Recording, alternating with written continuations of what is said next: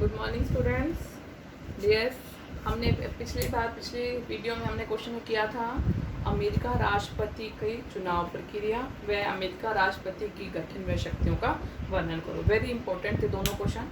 अब उसी यूनिट का ही बड़ा इंपॉर्टेंट क्वेश्चन है आज जो मैं कराने जा रही हूँ। पहले आप क्वेश्चन ध्यान से देखिए। अमेरिकी विधान पालिका क्या कहते हैं? अमेरिका की विधान पालिका को मैंने पहले भी बताया था। अमेरिका की विधान पालिका संसद को कहते हैं कांग्रेस। और यहाँ पर कांग्रेस एक दल है, वहाँ पर कांग्रेस क्या है? एक विधान पालिका है। संसद का नाम है कांग्रेस। का गठन व भूमिका का वर्णन।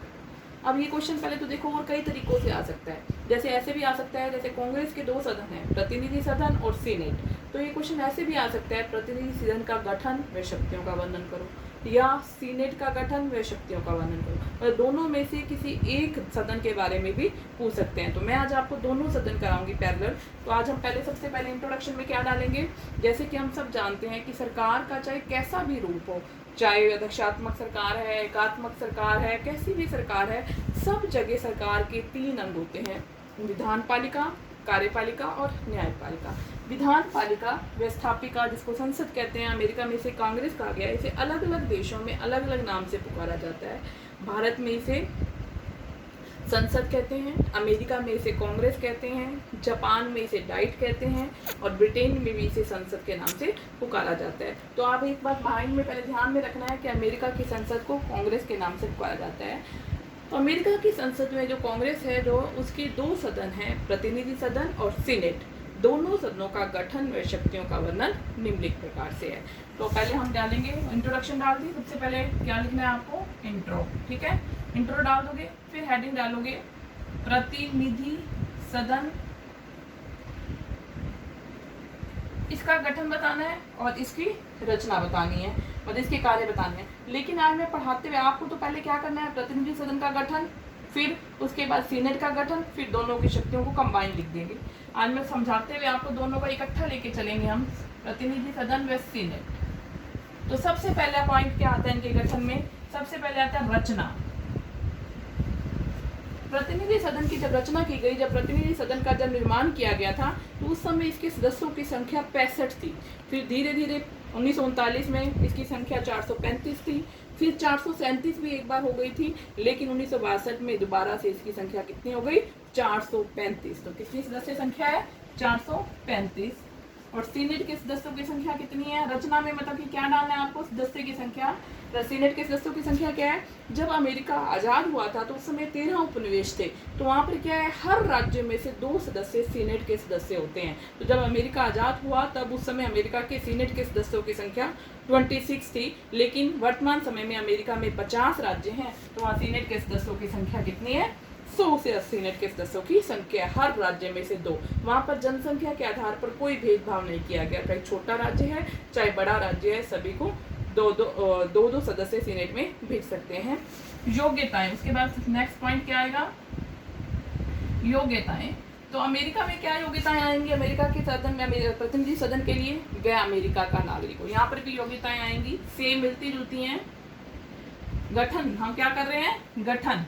पहले कांग्रेस का गठन, जिसमें हमने क्या लिखा? प्रतिनिधि सदन और सीनेट। तो इसमें पहले हम क्या लिखेंगे? सदस्यों की संख्या 435, उसमें सदस्यों की संख्या 100। फिर योग्यताएं, पहले प्रतिनिधि सदन की ध्यान से सुनो।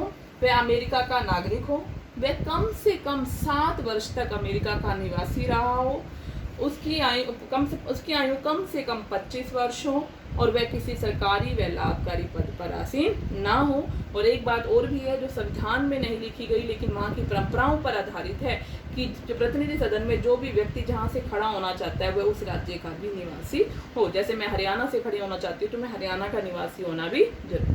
फिर देखो, वह अमेरिका का जन्मजात नागरिक हो, उसकी आयु कम से कम 25 वर्ष हो, वो 7 वर्ष तक अमेरिका में रहा हो और वह किसी सरकारी व लाभकारी पद पर आसीन ना हो। और एक बात और है कि जिस राज्य से वो खड़ा होना चाहता है उस राज्य का भी वो निवासी होना चाहिए। अब इसमें भी यही है, वो अमेरिका का नागरिक हो, उसमें एज थी 25 वर्ष, सीनेट में कितनी एज है? 30 वर्ष, कि उसकी आयु कम से कम 30 वर्ष हो।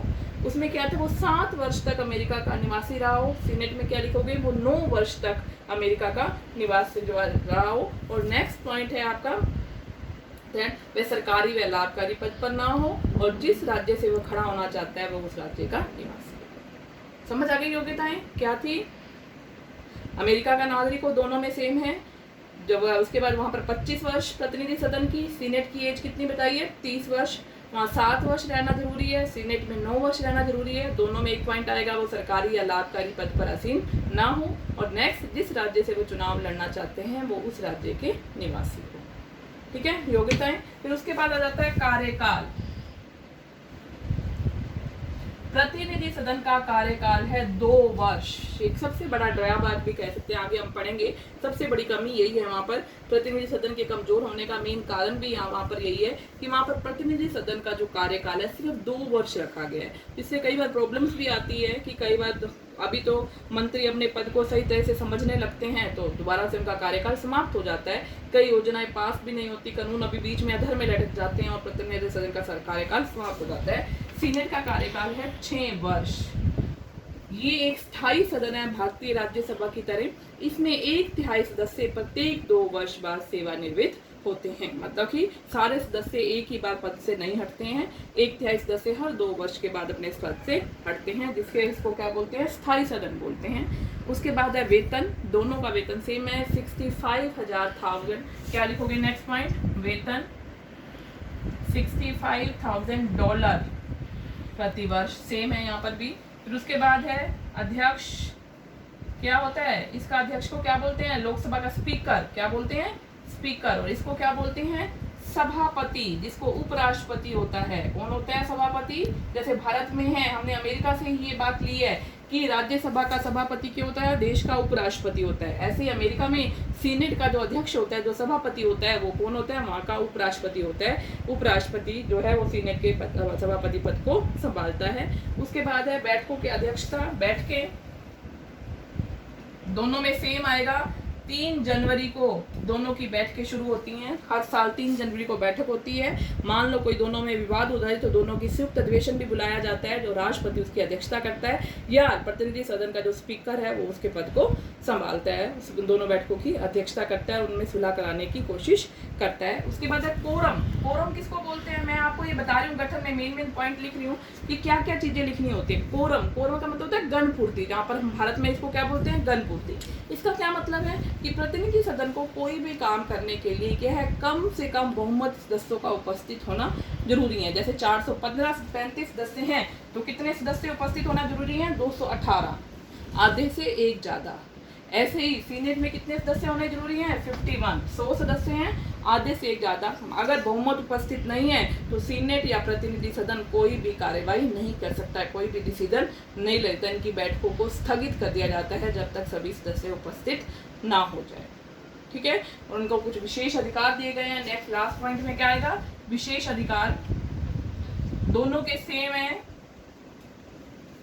इनके खिलाफ एक महाभियोग के छोड़कर और कोई भी की तरफ से, न्यायालय की तरफ से कार्यवाही नहीं की जा सकती।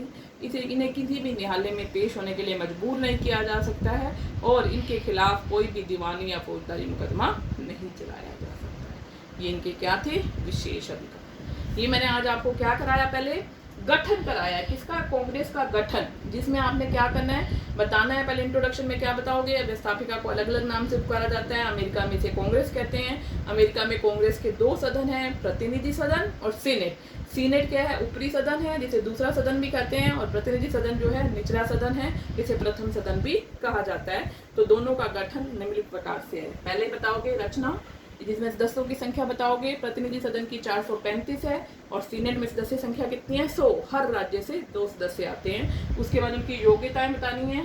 दोनों की क्या है? सेम मिलती जुलती हैं, बस एज डिफरेंस है। प्रतिनिधि सदन में 25 वर्ष, सीनेट में 30 वर्ष। फिर उसके बाद वेतन बता देंगे। अध्यक्ष उसको स्पीकर कहते हैं, उसको सभापति कहते हैं, जो अमेरिका का राष्ट्रपति होता है। उसके बाद कोरम, बैठकें 3 जनवरी को दोनों सदनों की समान इकट्ठी बैठकें शुरू होती हैं, और संयुक्त अधिवेशन जो होता है उनका कौन लेता है? राष्ट्रपति लेता है। और नेक्स्ट है कोरम, गणपूर्ति, मतलब कि कोई भी डिसीजन लेने के लिए 10 बहुमत का उपस्थित होना जरूरी है, आधे से एक। जैसे 435 जनसंख्या है तो कितनी होने चाहिए? 218 लोग, और सीनेट में 100 है तो कितने? 51 सदस्य उपस्थित होने जरूरी है। अगर बहुमत वाले सदस्य उपस्थित नहीं है तो कोई भी डिसीजन नहीं लिया जाता। दोनों सदनों को कुछ विशेष अधिकार हैं। वो अधिकार क्या है? दोनों सदनों को किसी के खिलाफ महाभियोग के अलावा इन पर कोई भी मुकदमा नहीं चलाया जा सकता, इन्हें किसी के खिलाफ गवाही देने के लिए मजबूर नहीं किया जा सकता है, और तीसरा क्या है, इन पर कोई भी दीवानी या फौजदारी मुकदमा नहीं किया।